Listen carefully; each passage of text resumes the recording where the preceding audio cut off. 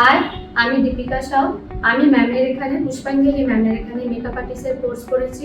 খুব শর্ট টাইমে আমি ডিসিশনটা নিয়েছি। অনেক দিন ধরে আমার এই মেকআপ আর্টিস্টের কোর্স করার ইচ্ছা ছিল, দেখতাম, কিন্তু আমি একটা ভালো গাইডেন্স পাচ্ছিলাম না। কিন্তু এত তাড়াহুড়োর মধ্যে কিন্তু এত ভালো একটা গাইডেন্স পেয়েছি, বলার নেই। জাস্ট 10 মিনিটের মধ্যে আমি এই ডিসিশনটা নিয়েছি, কিন্তু আমার মনে হয় না যে আমি এই ডিসিশনটা একদম ভুল নিয়েছি। সত্যি কথা বলতে গেলে আমি মেকআপের কিচ্ছু জানতাম না। যে কি মেকআপ আমি জানি, ঘরোয়া মেকআপ, এই ফাউন্ডেশন লাগাতে হয়, ফেস পাউডার, বাস এইটুকুনি।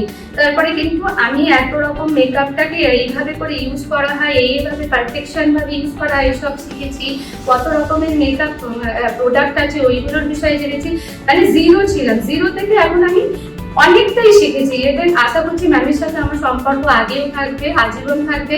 ম্যামের গাইডেন্সে আমি থাকবো, ম্যামের সাথে কন্ট্যাক্টে থাকবো। ম্যাম আমাকে আগেও নিশ্চয়ই গাইডেন্স করবেন। ম্যাম কিন্তু ম্যাম না, আমরা ম্যাম বলছি, কিন্তু তিনি আমাদের ঘরের একটা দিদি হয় না, দিদি বোন। কারণ ম্যামের কাছে আমি বকাও যতটা খেয়েছি, তার থেকে বেশি ভালোবাসা পেয়েছি। আমি লাস্ট দিন একটা ঘটনা বা কাণ্ড ঘটিয়েছি, যেটা আমি কিন্তু খুবই দুঃখিত, সবার সামনেই আমি এটা বলছি, আমার এটা করা উচিত হয়নি। ম্যাম কিন্তু আমাকে এত সুন্দরভাবে বুঝিয়েছেন, এত সুন্দরভাবে মোটিভেট করেছে, আমার কাজটা কিন্তু তার পরের দিন সত্যি আমিও আশা করিনি।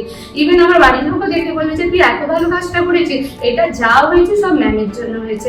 এর জন্য ম্যামকে আমার অসংখ্য ধন্যবাদ। ইভেন সবাইকেই আমি বলবো ম্যামের কাজ দেখবেন, এবং ম্যামের যদি আপনারা কেউ শিখতে চান ম্যামের কাছে অবশ্যই যোগাযোগ করবেন। Thank you.